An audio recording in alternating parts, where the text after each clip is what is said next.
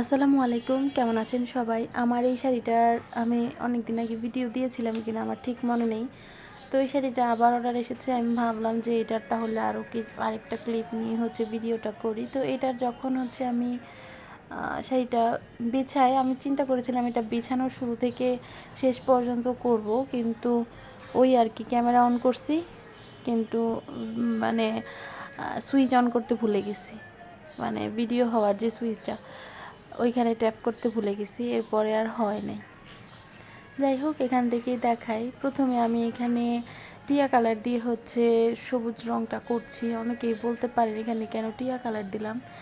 আসলে এই সুতি শাড়ি, এটা একটা ডার্ক কালারের শাড়ি, ডার্ক কালারের উপর যদি আমি একটা ডিপ কালার সবুজের ডার্ক শেডটা দিই, তাহলে কিন্তু এখানে কালারটা ভালো আসবে না, সবুজটা আরও ডার্ক হয়ে যাবে। আর সাদা রঙ দিয়ে যদি আমি বেস কালার দিয়ে নিই, এখানে যেমন সময় লাগবে অনেক বেশি, আর কাপড়টাও হার্ড হয়ে যাবে। এই কারণে আমি এখানে বেস কালারটা অ্যাভয়েড করার চেষ্টা করেছি। এই কারণে এখানে টিয়া রঙটা দিয়ে কাজ করছি। টিয়া রঙটা দিয়ে কাজ করার প্রথম কারণ হলো টিয়া রঙটা একটু পর কালারটা একটু মজে যাবে, এরপরে এটা সবুজ রঙে পরিণত হবে এই ডার্ক কালারের পেন্টিংটা করার ফলে। অনেকেই আমাকে এর মধ্যে জিজ্ঞেস করেছেন, আপু কোন শাড়িতে কোন কালারটা ভালো লাগে বা ফুটে। আমি সবসময় বলার চেষ্টা করি, আসলে সব শাড়িতেই সব কালার, যেমন ডার্ক কালারগুলোতে যে কোনো কালারই দিবেন ফুটবে না, ডার্ক কালারগুলোতে একদম লাইট লাইট কালার দিতে হবে। সবুজ কালারটা তো ডার্ক কালারে দিলে ফুটেই না। এই কারণে সবসময় ডার্ক কালার, যেমন কালো, তারপর মেরুন, একদম নেভি ব্লু, এইসব কালারে সবসময় টিয়া রঙটা দেওয়ার চেষ্টা করবেন। এরপরে হলুদ কালার ফুল দিলাম। এই ফুলগুলাকে কি ফুল বলে জানি না, আমার কাছে খুবই পছন্দের ফুল এই হলুদ কালার ফুলটা কিন্তু অনেক সুন্দর। এরপর কিছু কসমস ফুল দিচ্ছি সাদা রঙের।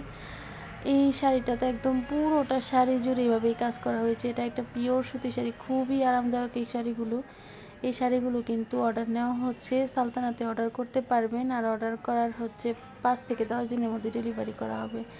যেহেতু সামনে ঈদ আছে, তো ঈদকে চিন্তা করে এখন অর্ডার করতে পারেন, তাহলে ঈদের আগেই পেয়ে যাবেন। ঈদের তো আর 1 মাসও নেই। আর কুরবানিতে সবাই একটু কমফোর্টেবল সিম্পলের মধ্যে সুন্দর বা একটু কোয়ালিটিফুল সিম্পল কাপড় খোঁজেন, তাদের জন্য এই শাড়িটা একদম পারফেক্ট। কারণ সুতির শাড়ি পরতে এমনিতেই খুব আরামদায়ক, আর ক্যারি করাও সোজা।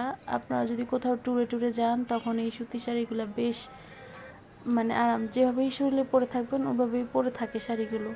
আর আরং কটনের শাড়িগুলো তো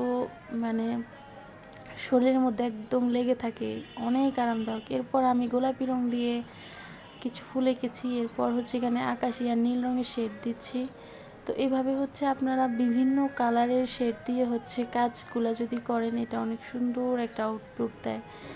আর অনেকেই আমাকে জিজ্ঞেস করেন আমাদের পেজে কাজ করে কয়জন। আসলে আমাদের পেজে কয়েকজন কাজ করে, কিন্তু ভিডিও করা হয় সবসময় আমার। যে ডিজাইনগুলোর ভিডিও করা হয়, ওই ডিজাইনগুলো সবসময় আমিই করি। আর যেই ডিজাইনগুলো ভিডিও করা হয় না, ওইগুলো অন্যরা করে। এটা ফাইনাল লুক, কেমন হলো জানাবেন।